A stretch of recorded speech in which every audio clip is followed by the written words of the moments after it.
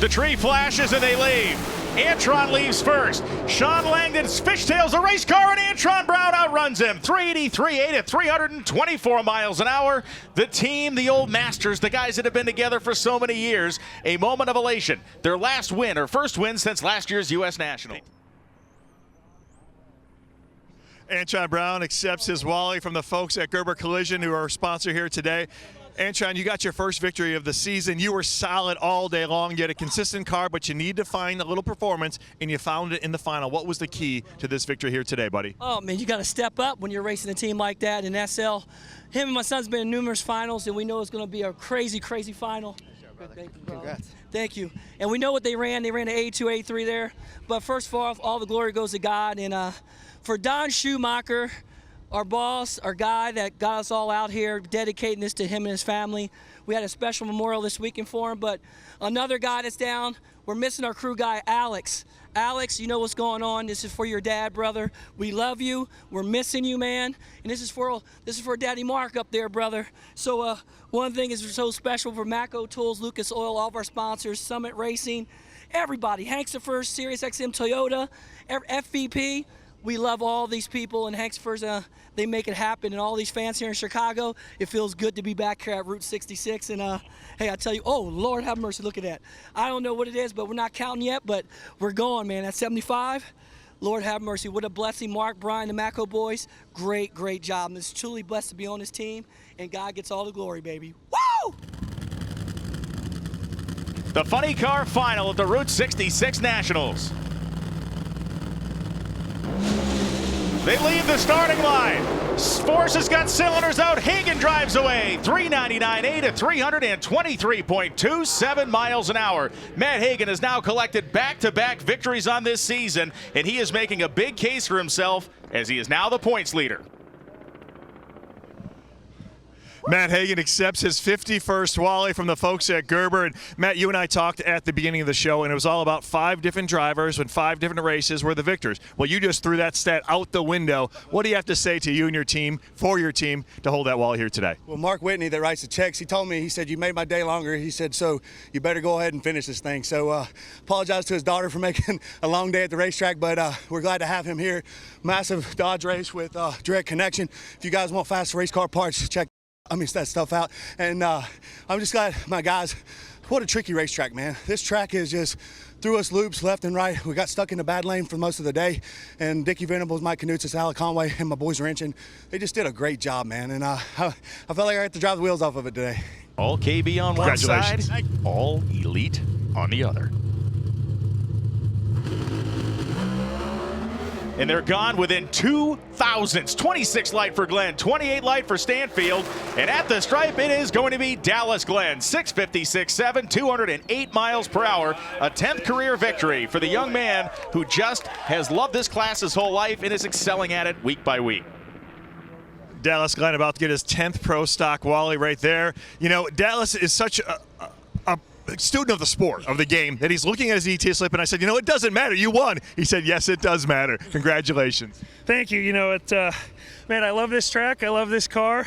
I love my sponsors. I love my team. You know, I'm doing the burnout, and I back up. They're still making changes to it. I think they might need a few more cars. I think they had too much time to think about it on this one. But let me tell you, that was an awesome feeling run right there. I don't think it set down until halfway through second gear. Thing was smooth. It was straight. It was a great car. It's Jerry Haas builds a one fast hot rod. Brad Torque Systems gets another win. Right on. I think that's number 10 for them. They leave here. It is Gage by 15 thousandths. And Gage Herrera has officially rewritten the history books of NHRA drag racing with an 8th straight victory in Pro Stock Motorcycle, 671.3 at 200. He has now surpassed Dave Schultz's mark of 7 straight wins.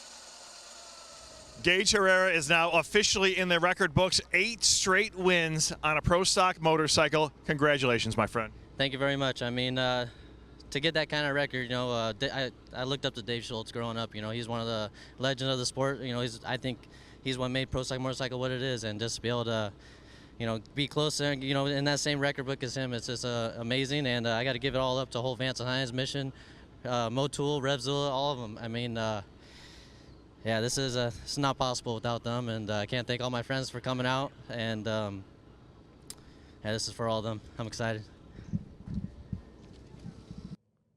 These cars are skittish from one end to the other, fighting for control. That's the biggest part of racing a pro mod.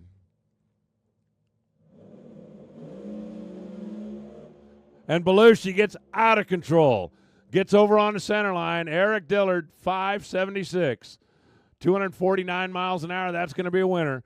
They cut loose within 1 thou on the reaction timer. But by the time they went 40 feet, Belushi's car got up on the tire, hung a left, got up on the center line. 34 a while ago, the quarter, you know, that would have been 251 or 2. That's faster than I want to go on a motorcycle. Dave's one of my great customers, so I hope he goes fast and maybe brings that motor for me to repair it.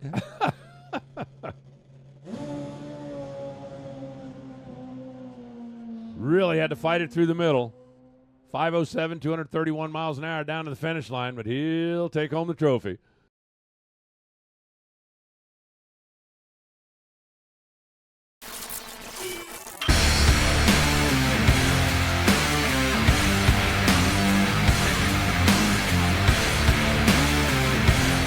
Weldon, pumps, regulators, filters, fueling champions. Find out if the old man's got any tricks up his sleeve. They qualified 1 and 2. Father and son, final round. Got to be pretty special, whether you're the father or the son. Be even more special if you turn on the wind light. Greg Stanfield hammers his kid with a 006 reaction time. They might call that child abuse. 7:14, 192, beats 7:12 at 192. For Gil Kirk and the gang at the Rod Shop, that is national event win number 50, 5-0, a real milestone. And Greg Stanfield got it done. I'd gone home with the event trophy.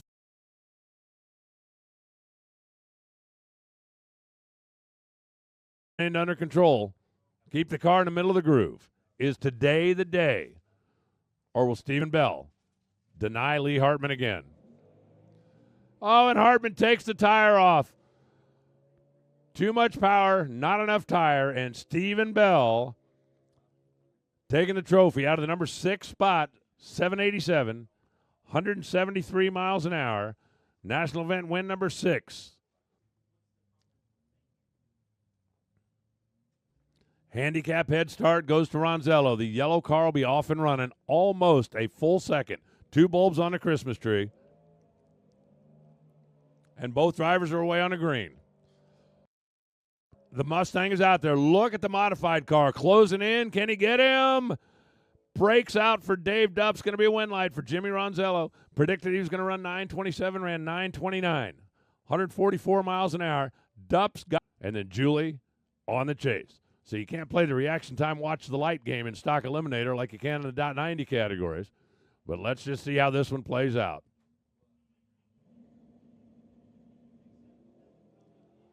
Both drivers get away on the green. That's the important part. Now let's see who did the better job with the shoe polish. Oh, look at this. Deacomus broke. His car goes silent, and Julie drives by and into the winner's circle. 1091, 107 miles an hour. Johnny Deacomus' car went silent about 500 feet. That's why we always watch up here in the tower to see if we can tell which car jumps first, even before our eyes go to the reaction timer. Watch closely if you can see both blues. See if you can tell which car leaves first. The drivers are trying to figure it out as well.